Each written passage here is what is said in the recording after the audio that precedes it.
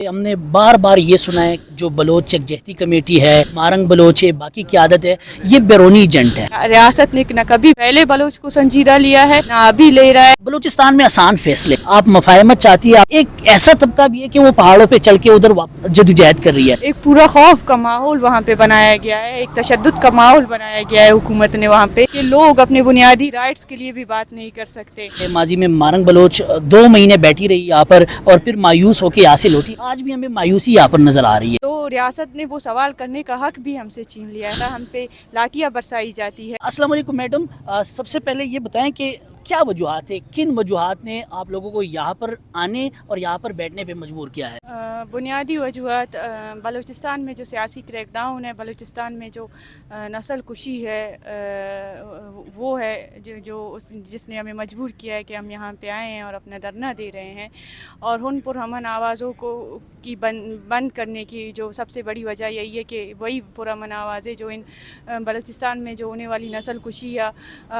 پہ بات کرتے تھے، دنیا کو بتاتے تھے، پاکستان کے جو عام شہری ہیں ان کو بتاتے تھے، ان کو پچھلے 5 مہینوں سے جو بے بنیاد کیسز ہیں ان میں بند کیا ہوا ہے۔ اور وہاں پہ جو آپ کے بنیادی رائٹس ہے جو کانسٹیٹیوشن نے آپ کو دیے ہیں، رائٹ ٹو اسمبلی ہے، رائٹ ٹو پروٹیسٹ ہے، بلوچستان حکومت نے وہ حق بھی ہم سے چھین لیا ہے کہ اگر پہلے کبھی کسی کا پیارا لاپتہ ہوتا تھا یا اسے فیک انکاؤنٹرز میں مارتے تھے تو وہ لوگ نکلتے تھے باہر، پروٹیسٹ کرتے تھے، وہ ریاست سے، ریاستی اداروں سے سوال کرتے تھے کہ آپ نے کس جرم کی بنا پر میرے بیٹے کو، میرے بھائی کو یا میرے شوہر کو آپ نے لاپتہ کیا ہے۔ تو ریاست نے وہ سوال کرنے کا حق بھی ہم سے چھین لیا ہے، ہمیں پروٹیسٹ کرنے کا حق نہیں دیا جاتا، ہم پہ لاٹیاں برسائی جاتی ہے اور ہم پہ کیسز لگا کے ہمیں بند کر دیا جاتا ہے۔ ایک پورا خوف کا ماحول وہاں پہ بنایا گیا ہے، ایک تشدد کا ماحول بنایا گیا ہے حکومت نے وہاں پہ کہ لوگ اپنے بنیادی رائٹس کے لیے بھی بات نہیں کر سکتے۔ اور اس وجہ سے ہم وہاں سے مجبور ہو کر یہاں پہ آئے ہیں کہ یہاں پہ جو حکومت ہے، جو ریاست کے جو ادارے ہیں، جو نیشنل اور انٹرنیشنل میڈیا ہے، جو عام شہری ہے، ان کو ہم بتا سکیں کہ بلوچستان میں کیا ہو رہا ہے، بلوچستان میں جو ریاستی ادارے ہیں وہ بلوچوں کی نسل کشی میں ان کا کتنا ہاتھ ہے۔ اچھا، جو مین مطالبات میں سب سے اہم مطالبہ اور پہلا مطالبہ یہ ہے کہ جو سیاسی قیادت ہے BYC کی، ان کو رہا کیا جائے۔ آج ایک اور خبر آئی ہے کہ کراچی کے ایک عدالت نے مارنگ بلوچ کو کوئٹہ سے گرفتار کر کے کراچی لانے کا حکم دیا ہے۔ تو اگر نتائج آنے تھے 44 دن کے، تو یہ نتائج آنے چاہیے کہ ان کو رہا کرے، ان کو چھوڑ دے، کیونکہ یہ بقول آپ سیاسی قیادت ہے اور ان کو سیاسی وکٹمائزیشن کی وجہ سے گرفتار کر رہے ہیں اور یہ آواز اٹھا رہے ہیں ریاست اس وقت جو بلوچستان میں کر رہی ہے ان کے خلاف۔ تو نتائج آنے چاہیے تھے کہ ان کو رہا کرے، یہ وجہ کیا ہے؟ 44 دن کے باوجود کوئی نہیں آیا یا کسی کے ساتھ بات نہیں ہوئی، نتائج کیوں نہیں آ رہے؟ کیونکہ نتائج ہم کہہ سکتے ہیں کہ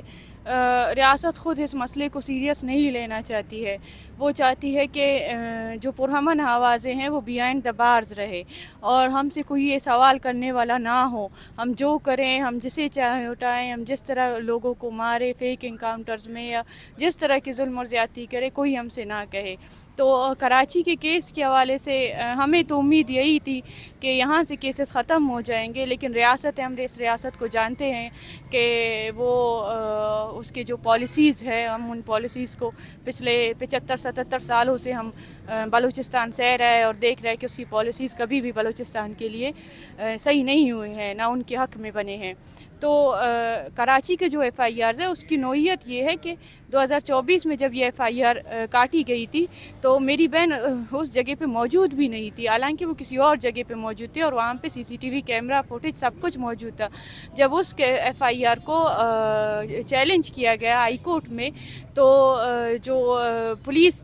تھے انہوں نے، ہائی کورٹ نے ریلیف دیا تو دوسرے ہی دن مارچ میں وہ لوگ آئے اور انہوں نے چارج شیٹ لے کر آئے کہ ہمیں جو ہے نا اس کے خلاف مطلب یہ وہ ہے، ہم چارج شیٹ بنا کر لے کر آئے ہیں۔ تو ہائی کورٹ نے دوبارہ فیصلہ ہمارے حق میں دینے کے بجائے ہمیں کہا کہ آپ لوگ ٹرائل کورٹ سے جا کے ریلیف لے لیں، اور ہم نے اس فیصلے کو پچھلے 2 مہینے سے ہائی کورٹ کے فیصلے کو سپریم کورٹ میں چیلنج بھی کیا ہے ہمارے وکلاء نے، لیکن اس کے باوجود ابھی 45 دن गुजरने के बाद 65 दिन गुजरने के बाद जब नेक्स्ट हियरिंग होगी तो कराची के FIR को इस वक्त सामने लेकर आना जब बलूचिस्तान में जो FIRs है उन पे कोर्ट की तरफ से स्ट्रिक्ट ऑर्डर आए थे। उन्हें कहा गया था, CTD थे, पुलिस थे मुख्तलिफ थानों के, कि आप लोगों ने सिर्फ 5 FIRs की हद तक नहीं बल्कि बलूचिस्तान में आपके जुरिस्डिक्शन में कोयटा के अंदर जितने भी FIRs हैं उन सारी FIRs की हद तक आप लोगों ने इन्वेस्टिगेशन करनी है और अगली हियरिंग में आप लोगों ने इन सब FIRs की हद तक मुझे रिपोर्ट पेश करना है। कोई ये ना कहे नेक्स्ट हियरिंग में कि मुझे इस FIR में जो है ना रिमांड चाहिए। तो कराची की FIR को इस वक्त सामने लेकर आने का जो बुनियादी मकसद है वो यही है कि उन सियासी आवाज़ों को पूरे मुल्क में इस तरह घुमाया जाए और उन्हें तोड़ा जाए, उनके फैमिलीज़ को टॉर्चर किया जाए, या जो बलूचिस्तान में होने वाली जो जबर है उसके ख़िलाफ़ कोई ना बोले। अच्छा, ये आखिरी सवाल है मेरा। मुबैना तौर पे हमने बार बार ये सुना है कि जो बलोच यकजहती कमेटी है, मारंग बलोच है, बाकी क़यादत है, ये बैरूनी एजेंट है, हमने बार बार सुना है। जो हमने यहाँ पर देखा, आप लोग 44 दिन से बैठे हैं, माजी में मारंग बलोच 2 महीने बैठी रही यहाँ पर और फिर मायूस होकर यहाँ से लौटी। आज भी हमें मायूसी यहाँ पर नज़र आ रही है। सिमीदीन बलोच से हमारी बात हुई, वो भी पुरज़म है कि हम बैठेंगे, अगर हमें रुख्सत किया गया हम वापस आएँगे। बलूचिस्तान में आसान फ़ैसले हैं, 2 लोग हैं, आप मफाहमत चाहती है, आप इधर इस्लामाबाद में बैठी है कि मेरी बहन को रिहा करे, जो लोग आप लोगों ने, जिन लोगों को आपने उठाया है उनको रिहा करे। एक ऐसा तबका भी है कि वो पहाड़ों पे चढ़ के उधर जदोजहद कर रही है। आप लोग ये फ़ैसला क्यों नहीं करती? मायूसी भी है, उसके बावजूद आप लोग ये फ़ैसला क्यों नहीं करती कि यार इस्लामाबाद में बैठने से अच्छा है कि पहाड़ों पे चढ़ जाए? ये फ़ैसला क्यों नहीं करती? ये फ़ैसला हम इस वजह से नहीं कर रहे हैं क्योंकि हमें सियासी जद्दोजहद पर यकीन है। हम चाहते हैं कि हमारे जो मसले हैं वो सियासी और पुरअमन तरीके से हल हो, रियासत हमारे मसलों को आके सुने। और आपने कहा था कि मेरी बहन मायूस होकर गई थी, या यहाँ पे मैं उस मायूसी को देख रहा हूँ। तो मेरी बहन मायूस होकर नहीं गई थी, मेरी बहन यहाँ से इस्लामाबाद का या रियासत का जो रवैया था वो लेकर गई थी बलूचिस्तान में, और लोगों को बताया था और लोगों को वो शऊर दिया था कि आप लोगों के साथ जो जुल्म और ज़्यादतियाँ हो रहे हैं उसके पीछे किसका हाथ है, और आप लोगों ने ख़ुद सवाल उठाना है, उन लोगों से जाके सवाल उठाना है, उन अदारों से आपने सवाल उठाना है। या हम लोग यहाँ पे बैठे हुए हैं, हमें पता है कि हमारे जो मुतालबात है वो पूरे नहीं होंगे, हमारे मुतालबात नहीं सुनेगी रियासत, लेकिन हम यहाँ पे हमारे आने का जो बुनियादी मकसद है वो यही है कि हम दुनिया को बताएं कि बलोच पुरअमन है, और बलोच ने हर बार रियासत से बात करने की कोशिश की है, रियासत को बताने की कोशिश की है कि मेरे मसले ये है और मेरे इन मसलों का हल आपके पास है, आप आके मेरे इन मसलों का हल तलाश करें और उन्हें हल करने की कोशिश करें। लेकिन रियासत ने न कभी पहले बलोच को संजीदा लिया है, ना अभी ले रहा है, और मुझे यकीन है आगे भी नहीं लेगी। लेकिन इसका जो नतीजा होगा वो हुकूमती जो कुछ नुमाइंदे हैं या जो रियासती अदारे हैं उनको नहीं होगा, उसका जो नतीजा भुगतेगा वो रियासत ख़ुद भुगतेगा। इन अदारों को, इन हुकूमती नुमाइंदों को, जो भी है, जो सीटों में आए हुए हैं, जो अपने जेबों को भर रहे हैं, जो बलोचों की नस्ल कुशी कर रहे हैं, जो पश्तूनों की नस्ल कुशी कर रहे हैं, उनके वसाइलों को लूट रहे हैं, उनके लोगों को मार रहे हैं और उन्हीं की नस्ल कुशी से अपनी जेबों को भर रहे हैं। कल 5 साल बाद जब इनका इक़्तिदार ख़त्म होगा, नए लोग आएंगे तो नए लोग यही पॉलिसी अपनाएंगे, लेकिन इन लोगों की जो पॉलिसीज़ की वजह से रियासत को जो खामियाजा भुगतना पड़ेगा उसका तसव्वुर भी रियासत नहीं कर सकती है। बहुत शुक्रिया। ये थी हमारे साथ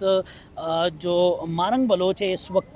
पाबंद सलासिल है, उनकी बहन नादिया बलोच। और तफसीली आप लोगों ने सुना कि इनके पास भी रास्ते बहुत है, लेकिन ये समझते हैं, इनका ये पुरज़म भी है, यकीन भी है कि जो असल रास्ता है वो सियासी रास्ता है और मुफाहमत का रास्ता है, और बैठ के रियासत के साथ वो मामलात, उन मामलात का तयन किया जाए, उन मामलात पे बात की जाए जो इस रियासत के मफाद में हो, पाकिस्तान के मफाद में हो, बलूचिस्तान के लोगों के मफाद में हो।